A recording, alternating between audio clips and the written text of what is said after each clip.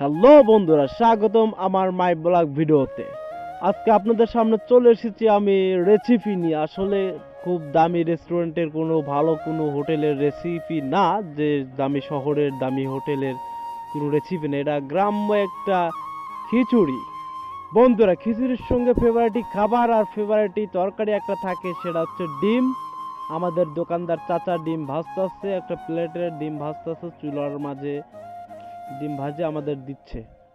হ্যাঁ বন্ধুরা, দেখতে দেখতে চাচার ডিম ভাজা হয়ে গেল, আমাদের সামনে খিচুড়ি নিয়ে এসলো। একটা ডিম আর কাঁচামরিচ আর পেঁয়াজ আমাদের সামনে দিল, আমরা এখন খেতে যাচ্ছি। বন্ধুরা, আমি এখন খেয়ে দেখি আসলে কত মজা হয়েছে, কি স্বাদ হয়েছে, এখানকার খিচুড়ি কিরকম ফেভারিট আমি এখন খেয়ে দেখতেছি আর আপনাদের বলি কেমন লাগে ইনশাল্লাহ। হ্যাঁ বন্ধুরা, আমি খাইলাম, আসলে ভালোই লাগতেছে, ভালোই চলে, খুব বেশি খারাপ না আবার বেশি ভালোও না, তবে ক্ষুধার্ত পেটে নাকি সব কিছুই যায়।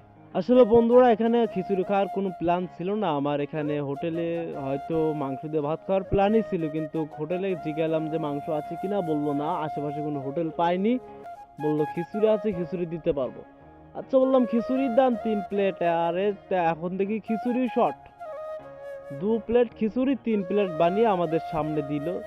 তো আর যাই হোক বন্ধুরা, যা দিয়েছে দিয়েছে, কোনো সমস্যা নাই। এতটুকু যে পেয়েছি খিদার্ত পেটে, কারণ আশেপাশে কোনো হোটেল ছিল না, আমাদের খুবই ক্ষুধা লেগেছিল। তো বন্ধুরা, আপনাদেরকে অনেক ধন্যবাদ আমার ভিডিওটা দেখার জন্য এবং আমার পাশে থাকার জন্য। আপনাদেরকে অনেক অনেক ধন্যবাদ। খোদা হাফেজ।